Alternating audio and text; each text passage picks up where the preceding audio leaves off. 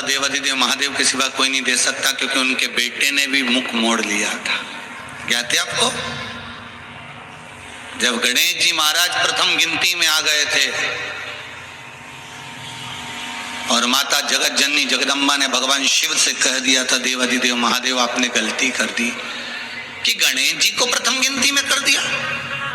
तो देवाधिदेव महादेव ने कहा, इसने मेरी परिक्रमा करी है, माता पिता की परिक्रमा करी, पृथ्वी की परिक्रमा के बराबर माता पिता की परिक्रमा को बताया, इसलिए मैंने इनको प्रथम गिनती में रख दिया।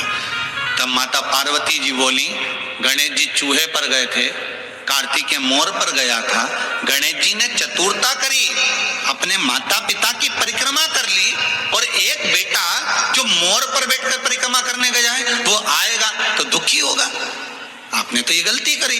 तो देवाधिदेव महादेव ने कहा, फिर करें क्या?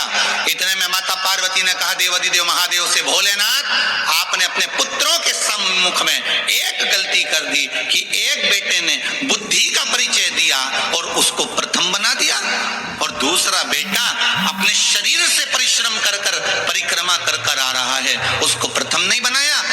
मैं आपसे आज एक वर मांगती हूं, अगर देना चाहें तो दे दीजिए। शंकर जी ने कहा, मांगो पार्वती, कौन सा वर चाहिए? माता पार्वती ने कहा, वर दीजिए, आप बिल्कुल भोले हो, आप बिल्कुल सरल हो, आपके बराबर दुनिया में कोई भोला हो ही नहीं सकता, कि बेटे ने तुम्हारी परिक्रमा करी और तुमने उसको पूरी तिजोरी की चाबी सौंप दी। बेटे ने परिक्रमा करी और तुमने उसको पूरी प्रॉपर्टी सौंप दी, पूरी जायदाद दे दी, और एक बेटा जो शरीर से परिश्रम कर रहा है वो नहीं दिख रहा।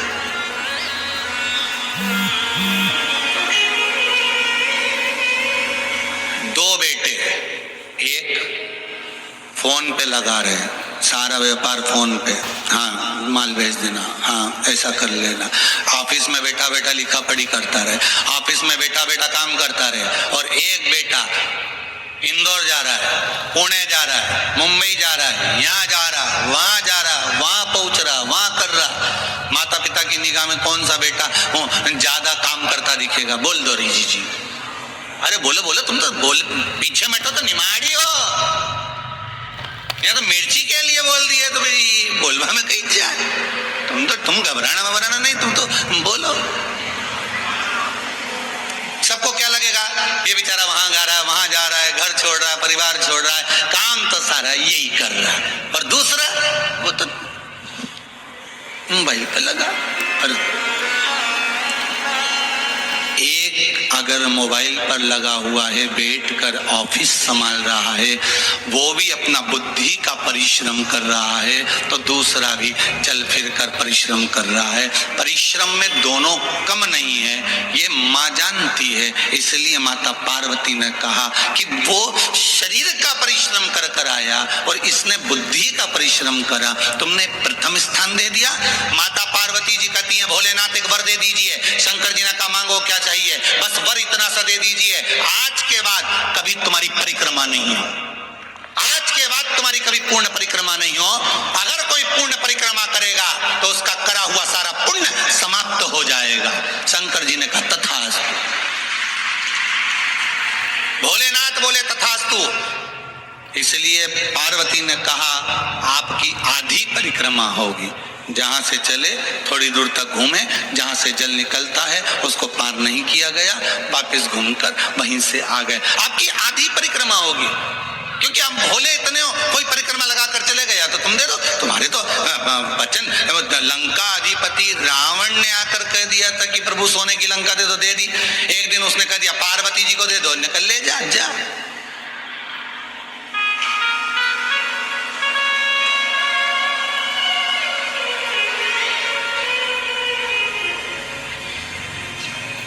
होता है ना। एक डॉक्टर ने, मरीज गया और मरीज ने डॉक्टर से कहा, डॉक्टर साहब मैं बड़ा टेंशन में रहता हूँ, बहुत परेशानी है जीवन में। तो डॉक्टर समझा रहा था उसको, बहुत प्रेम से समझा रहा था कि देखो दिन भर भले तुम टेंशन में रहो, परंतु रात को टेंशन लेके बिल्कुल मत सोना, रात को टेंशन लेके बिल्कुल मत सोना।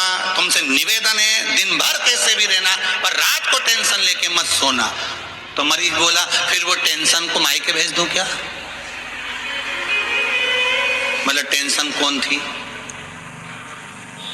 टेंशन कौन थी?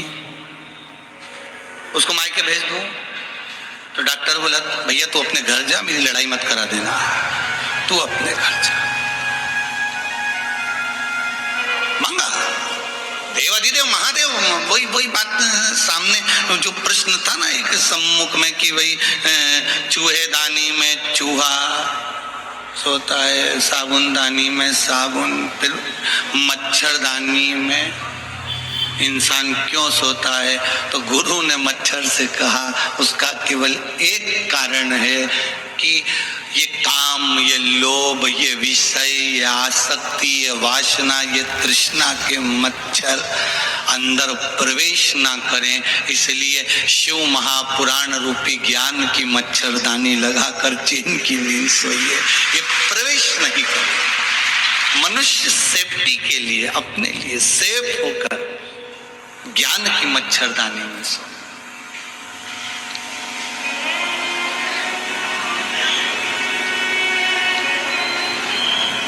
अब वर दीजिए मुझको कि आपकी कभी पूर्ण परिक्रमा नहीं होगी। शंकर भगवान ने कहा तथास्तु, मेरी पूर्ण परिक्रमा नहीं होगी, तूने वर मांगा है दे देता हूं।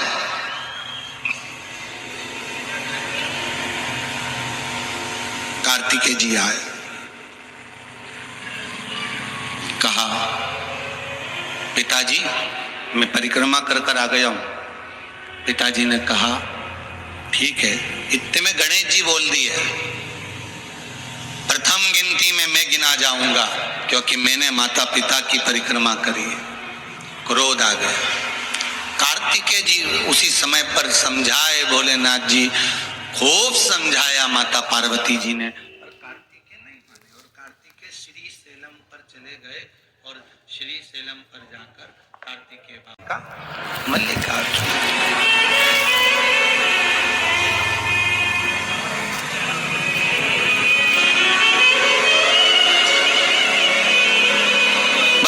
मल्लिकार्जुन के रूप में विराजमान हो गए। अब देखो महीने में एक बार माता पार्वती और भगवान शंकर मल्लिकार्जुन भगवान को, भगवान कार्तिकेय को मनाने के लिए पहुंचते हैं।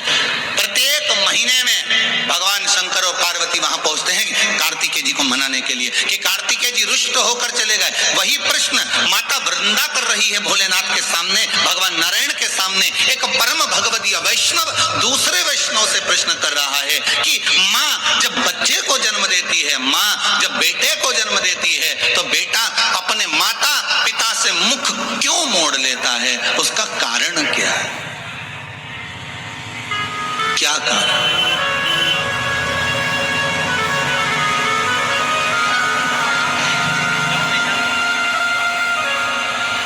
पर कई घर ऐसे भी हैं जिसमें माता पिता से बच्चे मुख नहीं मोड़ते। भाई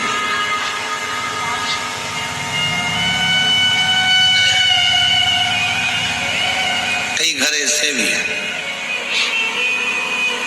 आज भी कई घर ऐसे हैं, घर में एक व्यक्ति बीमार होता है और उसके लिए अगर खिचड़ी बनती है चावल की तो पूरे घर को खिला देते हैं, पूरे घर को। घर में एकादशी का व्रत एक का होता है, साबूदाने की खिचड़ी सब खाते हैं।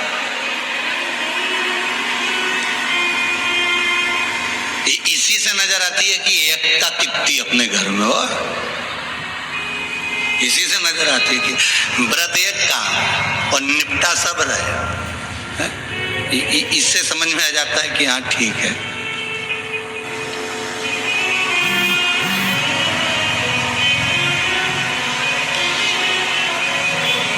तब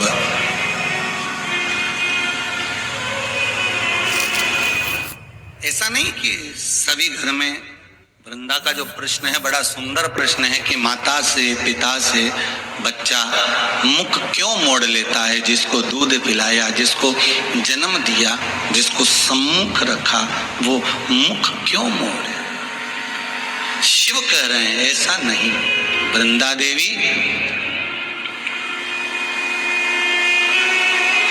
दो कारण हैं जिसके कारणवश घर में बेटे का जन्म होता है और उस जन्म का भाग माता पिता को प्राप्त होता है।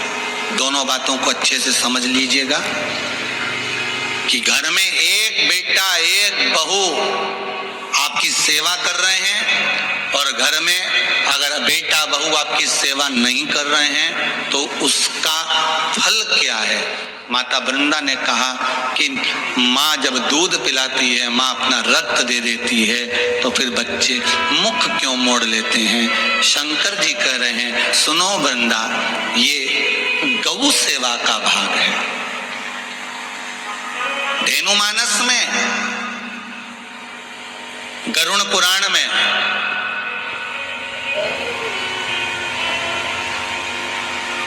विष्णु संहिता में सुंदर बात कही गई है। यदि आपने गौ माता को रोटी दी है, प्रेम से सहलाया है, ताजा भोजन जानते हो, घर में रोटी बनी, पहली रोटी किसकी बनती है? गाय की। रोटी बनी, सबके जीवने से पहले रोटी गाय को दी है, और मान लो वही रोटी फ्रिज पे रख दी, फिर डब्बे पे पड़ी रही, सब ने जीम लिया, तब पन्नी में पॉलीथिन में टंगी रही। शाम को 4-5 बजे गाय आई, तब उसके मुंह में रोटी जब ठंडी कल्ली बासी सब हो गई, तब उसके मुंह में दी। उसका फल और ताजी रोटी का फल जरा ध्यान से देख लीजिएगा, समझना इस कथा को बहुत ध्यान से। पूर्व के प्रारब्ध के अनुसार हमारे बच्चों का जन्म होता है वृंदा, पूर्व के प्रारब्ध के अनुसार हमें हमारी संतान प्राप्त होती है।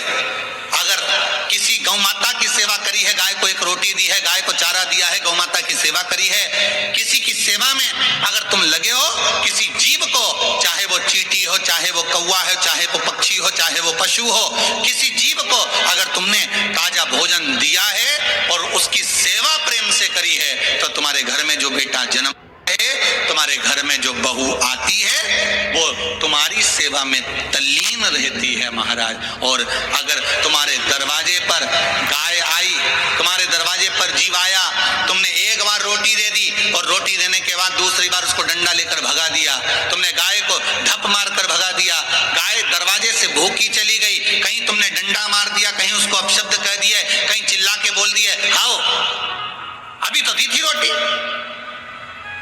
फिर आ गई, अब मत दे, क्या मना कर रही हूं ना, अंदर रख दे, छोरा बार बार रोटी देगा क्या, अभी दी तो थी। और घर में चिल्ला चोट करे, बड़बड़ाए। गाय को देखकर जब